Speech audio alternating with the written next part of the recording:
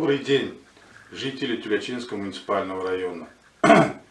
Межрайонное отделение надзорной деятельности и профилактической работы, Управление надзорной деятельности и профилактической работы Главного управления МЧС России по Республике Татарстан напоминает вам, что в связи с установившейся теплой сухой погодой на территории республики с каждым днем увеличивается количество пожаров, связанных с сжиганием травы и мусора.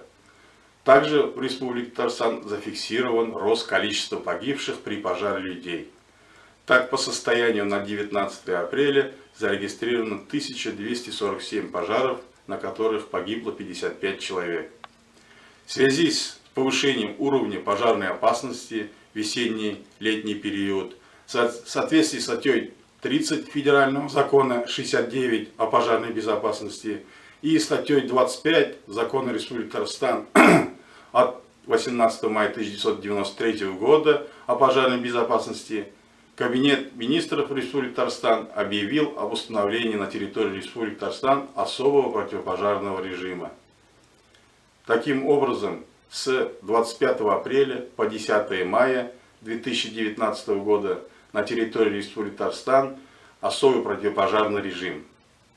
В период действия особого противопожарного режима запрещено сжигание сухой травы и мусора, приготовление пищи на открытом огне, то есть на кострах, мангалах, применение пиротехнических изделий 1-3 класса опасности на территориях населенных пунктов, подверженных угрозе лесных пожаров, садоводческих и огороднических товариществ, детских оздоровительных лагерей, объектов экономики, оздоровительных организаций, граничащих с лесными участками, а также в лесопарковых зонах, на торфяных участках и открытых территориях, граничащих с лесными массивами.